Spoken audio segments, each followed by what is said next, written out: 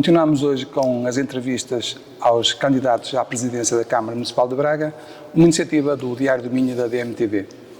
O nosso convidado hoje é o Dr. Carlos Fragoso, que é candidato à presidência do cargo pelo Partido Livre. Dr. Carlos Fragoso, muito obrigado. Obrigado por aceitar o convite do Diário do Minho, e vamos então falar um bocadinho sobre as suas ideias e as ideias do Partido Livre para a presidência da Câmara Municipal de Braga. O Dr. Carlos Fragoso assume a candidatura à presidência da Câmara Municipal numa altura em que os órgãos do partido estão em profunda remodelação. É uma candidatura fácil?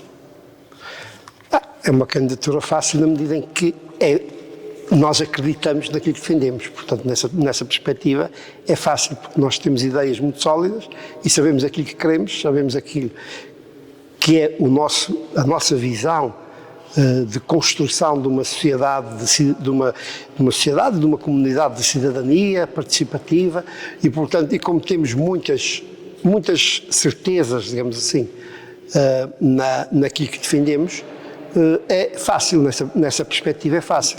Claro que em termos se quiser, em termos há efetivamente uma máquina um pouco pesada, não é?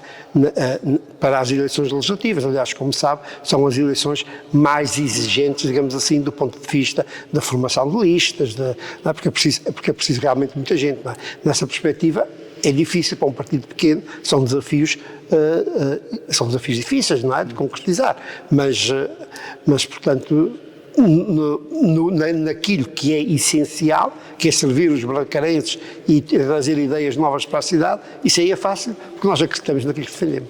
Muito bem. O LIVRE foi convidado pelo Partido Socialista para uma coligação à esquerda que juntou o PS e o PAN. O que é que motivou essa decisão de não ter aceitado juntar-se a esses dois partidos? Nós realmente fomos abordados, houve alguns contatos com o Partido Socialista e eu também já usei essa imagem, uma imagem um pouco popular, mas acho que ilustra bem o que se passa. E esses contatos são como os namoros, não é? Nós efetivamente namorámos com o Partido Socialista, há namoros que dão em casamento, há namoros que não dão em casamento. E aqui foi um pouco a mesma coisa. Eram ideias muito diferentes? Não, havia pontos de convergência, claro. Nós somos partidos que vimos da mesma área ideológica, digamos assim, não é? Com algumas diferenças, mas somos partidos, pelo menos o Partido Socialista diz-se de esquerda, não é? Nós somos um partido assumidamente de esquerda e, portanto, em termos ideológicos, é evidente que há muitos pontos comuns e pontos de contacto.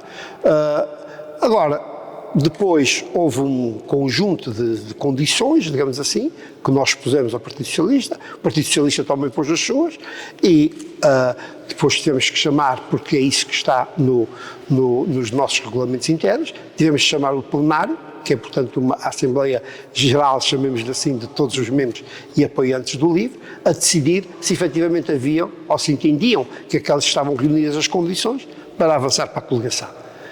O plenário do LIVRE entendeu que não estavam reunidas as condições e, por isso, não houve casamento, digamos assim. Bem, a sua candidatura abriu as portas à participação dos bracarenses na elaboração do programa eleitoral autárquico.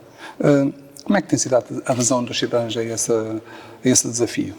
Nós tivemos bastantes propostas, fizemos efetivamente, como está a dizer, fizemos quer através da via digital, quer presencialmente, não é? Fizemos contatos com as populações, com a população local, abrimos a ideias novas, porque nós queremos construir cidade com os munícipes, nós queremos efetivamente construir cidade com as pessoas que vivem na cidade.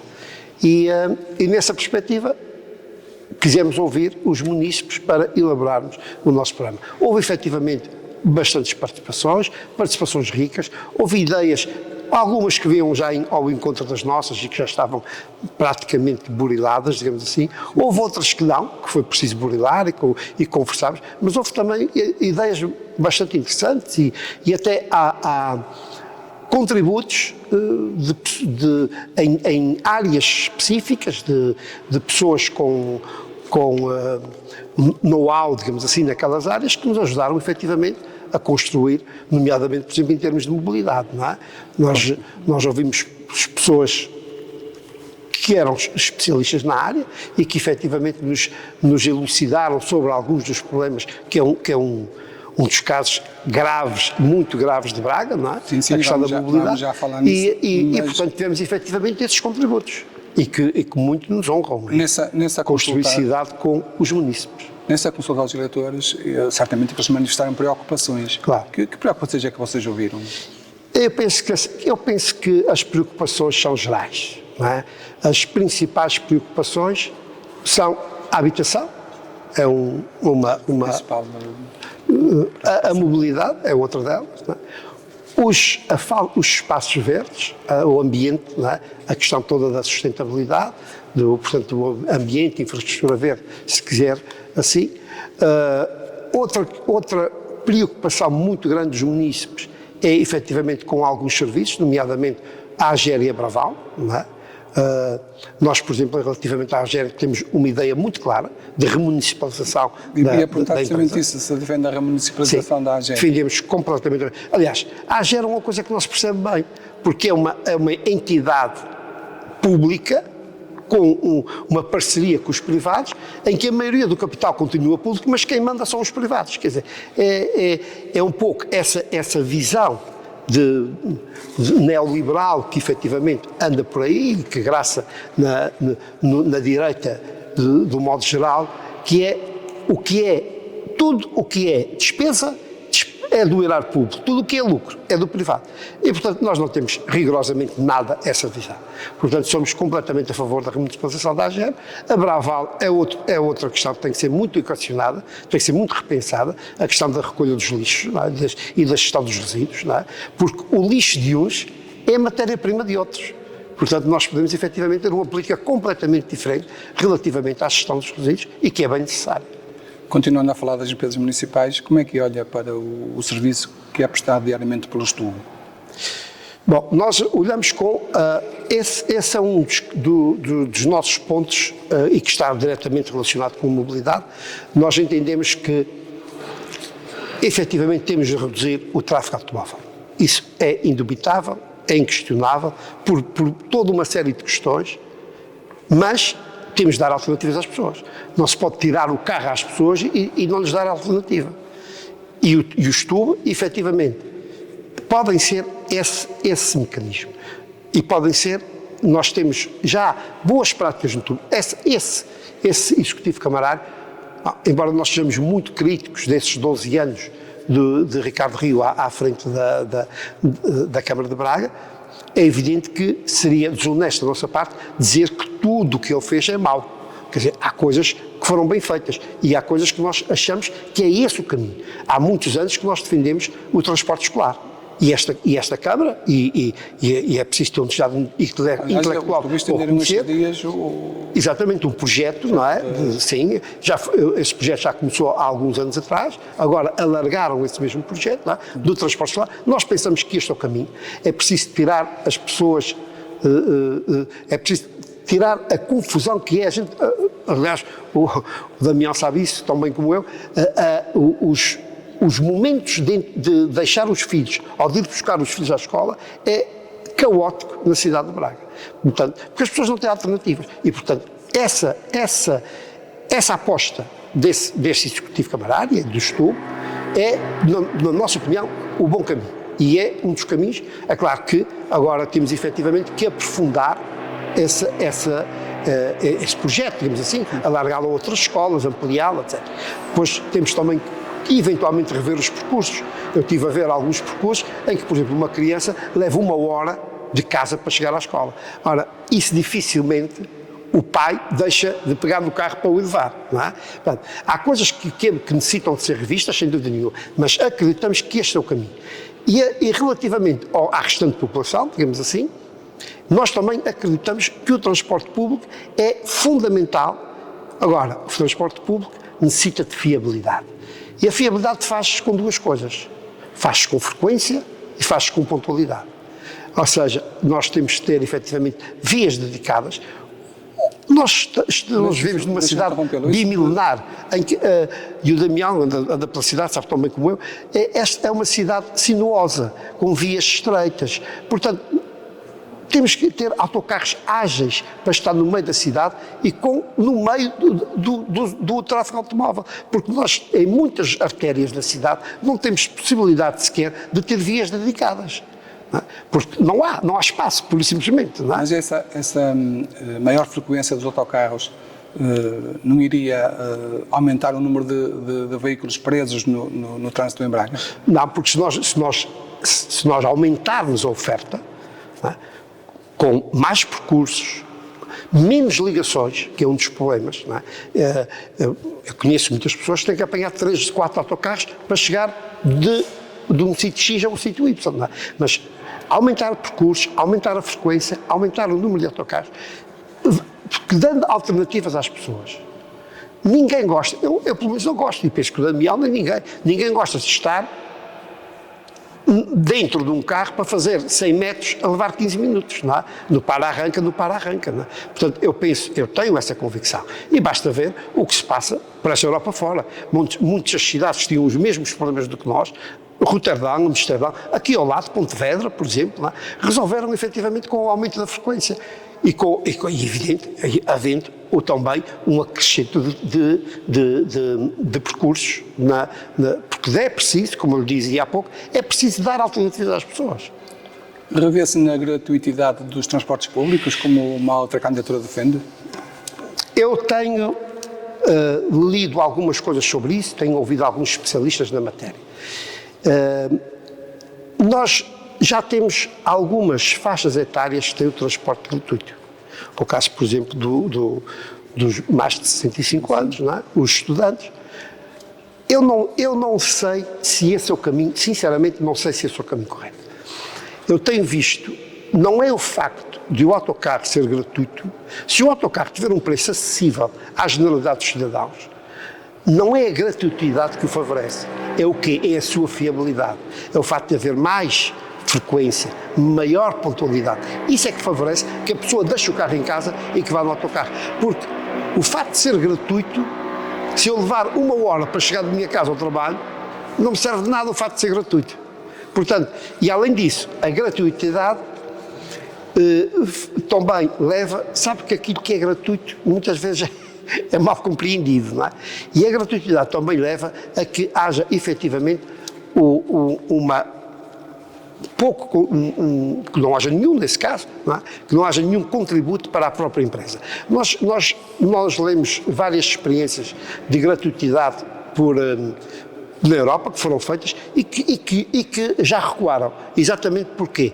Porque, pelos motivos que lhe estou a dizer, não aumentaram o tráfego, levaram efetivamente a uma descapitalização das empresas, não é? Porque depois é evidente que o erário público não substitui totalmente aquilo que deixa de receber em função da gratuitidade e não nos parece, francamente, não nos parece que seja o caminho. Se tivermos efetivamente um passo social,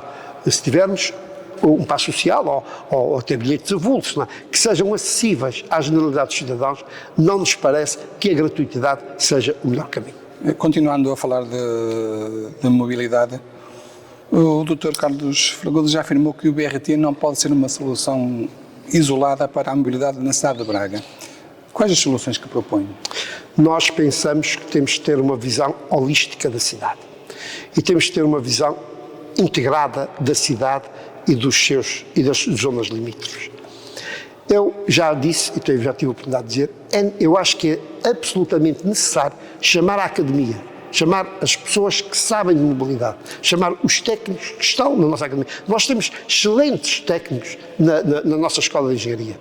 Temos especialistas na ferrovia, temos especialistas na rodovia, temos imensa gente, professores aqui da nossa academia, que podem ser chamados a dar o seu contributo e a rever um plano municipal de mobilidade que seja efetivamente orientador daquilo que devem ser as políticas de mobilidade, mas que seja também integrador das zonas limítrofes. Porque nós sabemos que hoje Braga é uma cidade que é efetivamente atrativa para muitas das regiões limítrofes. Aliás, muitas das regiões, Amares, Barcelos, estão a perder população, exatamente porque a população está-se a fixar em Braga. Nós podemos ter uma política completamente diferente, uma política de mobilidade que ajude as pessoas a não terem de vir para Braga, a ficarem nas suas terras, a viver nas suas terras e efetivamente, é aqui que estão os empregos, é aqui que estão muitos dos serviços e as pessoas terem efetivamente uma mobilidade que lhes permita continuar a ser felizes onde sempre foram. E ter efetivamente aqui um contributo da academia para, por exemplo, e aí podemos falar, por exemplo, do BRT. O BRT que é uma péssima solução para a cidade. E é uma péssima solução exatamente pelo que dizia há pouco. Nós temos, o BRT é uma solução que apareceu nos chamados países novos, onde há efetivamente espaço, onde há áreas que podem perfeitamente ter corredores que sirvam ao BRT. Braga não tem esses corredores. Braga é uma cidade sinuosa, de volta ao que dizia há pouco, estreita, as vias são estreitas. Agora, por exemplo... Na sua opinião, vai dificultar ainda mais o trânsito? Claro, evidente. O BRT, mas por exemplo, o BRT pode ser uma solução para servir as zonas limites de Braga. Porque nós sabemos os movimentos pendulares que hoje a cidade tem. Não é? Basta ver o caos que é, não é? Em Fias. Não é? Onde numa zona que já era caótica, não é? O que é que este executivo fez? Autorizou a instalação de uma grande superfície comercial, o que levou ainda mais trânsito para lá. Depois autorizou, não satisfeito com isso, autorizou a instalação de uma cadeia de fast food, mais trânsito para lá. Ou seja, numa zona que já era fortemente problemática da cidade, este executivo ainda foi agravar o fluxo de trânsito naquela zona. Ora, nós temos aqui uma visão completamente diferente da cidade e achamos que efetivamente é preciso uma visão integrada, uma visão holística da cidade e das suas periferias. Falando agora um pouquinho sobre o património urbano, como é que olha para o Estádio 1º de Maio, sendo um espaço que está em contínua degradação?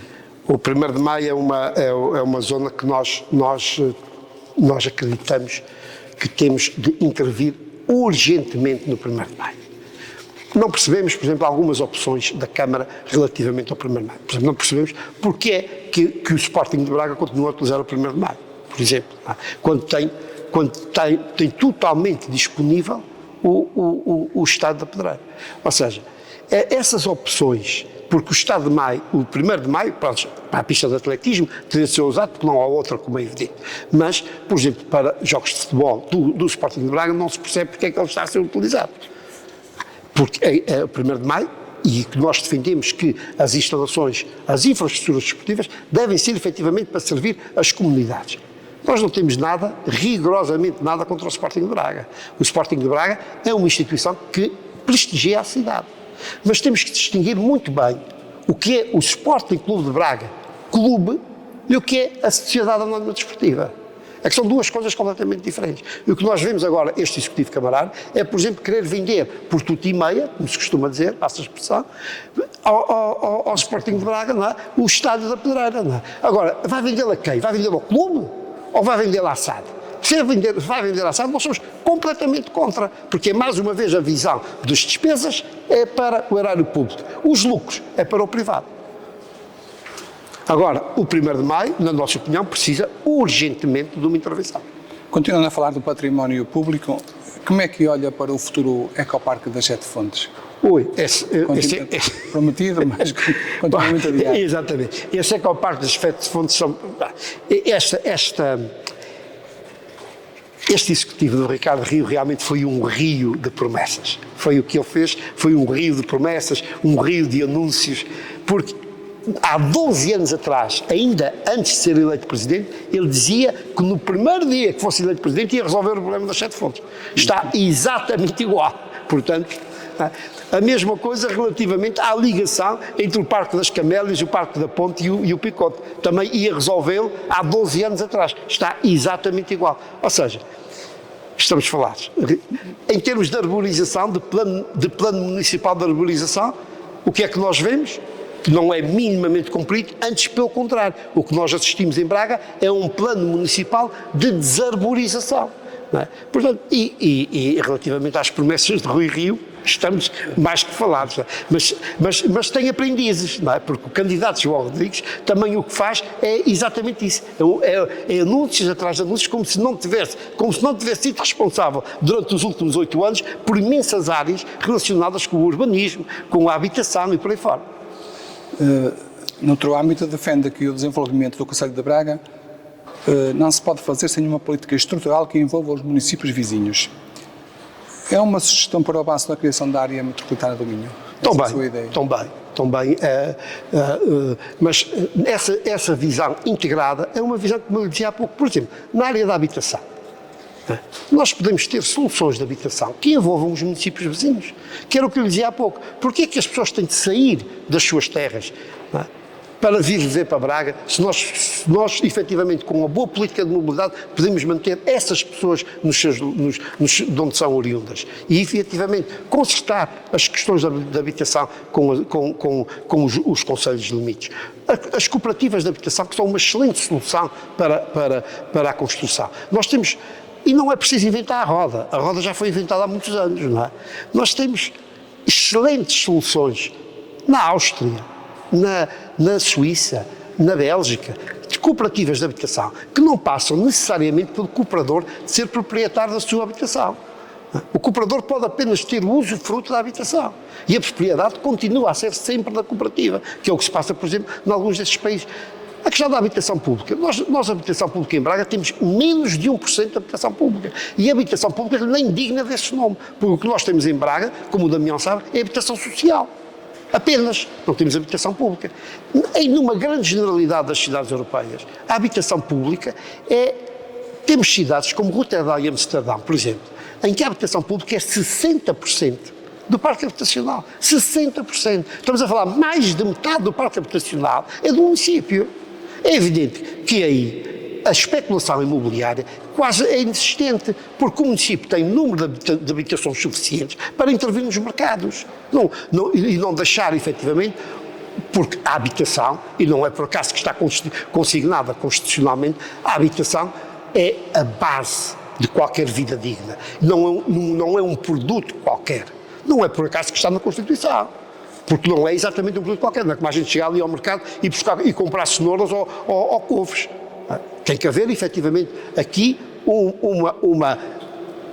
uma política pública que defenda exatamente, e na nossa visão, as políticas de habitação passam, efetivamente, por uma habitação pública, por termos os municípios dotados de uma percentagem importante de habitação, não exclusivamente, nós não defendemos a exclusividade de nada, o mercado existe pode existir para determinadas franjas etárias e de rendimentos, tudo bem. Agora, nós defendemos que efetivamente haja uma percentagem importante de habitação pública, exatamente para intervir no mercado, para dosear, digamos assim, a especulação imobiliária, e defendemos, por exemplo, o cooperativismo. E é que a Câmara se pode muito bem constituir parceira das cooperativas. Não quer dizer que ceda terrenos, não quer dizer, pode efetivamente ser parceira das cooperativas. E como dizia há pouco, não é necessário que o cooperador seja necessariamente proprietário. É comum afirmar-se que para ver melhor é preciso criar distância. Como é que um açoriano olha para Braga após 30 anos a residir na cidade? Olha, com a mesma paixão com que eu olho para a sua terra natal. Por isso, efetivamente, estou aqui em Braga. E tenho já uma costela bracarense, se quiser, não é? Portanto, tenho a minha vida, neste momento, em termos etários, tenho a minha vida praticamente dividida 50% em cada lado, não é? E, portanto, realmente tenho já hoje por Braga um carinho e um afeto tão grande como tenho pela minha terra natal, como é evidente. Foi aqui que eu decidi fixar a residência, foi aqui que nasceu a minha filha, é aqui que vive a minha família, portanto, tudo isso, é aqui que tenho inúmeros amigos, portanto, também já parte da minha vida, certamente, mas também da minha essência como pessoa. Estamos a chegar ao fim da nossa entrevista. Que balanço é que faz destes 12 anos de Ricardo Rio? O nosso balanço é muito negativo, sinceramente. Nós achamos, como eu dizia há pouco, que este Executivo Camarário foi sobretudo um anúncio, uma agência de anúncios e uma agência de eventos. Repare, nós somos muito críticos da gestão anterior, da gestão de Mesquita Machado. Mas novamente temos que ter alguma honestidade intelectual. Mesquita Machado, com falta de planeamento, com falta de inúmeras coisas, com muitas atrocidades que foram cometidas, há uma obra que ficou em Braga. Há efetivamente uma obra na cidade, há obra feita. Se perguntar aqui, se nós quisermos ser honestos, neste Executivo Camarário, não há uma única obra nova na cidade. Há remendos, há obras de cosmética, como se fez, por exemplo, no túnel da Avenida, ou como se fez na própria Avenida da Liberdade, quer dizer, lavar a cara, digamos assim, não há uma obra de raiz. E mesmo aquelas intervenções de maior vulto que foram feitas, muitas delas foram feitas contra ou arrepio das populações. Nunca teria isso acontecido connosco. Veja-se, por exemplo, o caso do Pavilhão das Goladas, foi feito completamente, houve dezenas de manifestações contra a intervenção que ia ser feita dos munícipes. No caso da Fábrica Confiança, a mesma coisa, houve dezenas de manifestações na Fábrica Confiança contra as opções que estavam a ser, que queriam entregá-los e entregaram-los aos privados, só depois não o entregaram porque sabemos que houve aquela contestação e eles acabaram por ir buscar o dinheiro ao PRR para fazer a residência estudantil. Nós achamos que é válido, que é necessário efetivamente haver residências universitárias, mas a nossa opção relativamente à Fábrica Confiança tinha sido completamente diferente.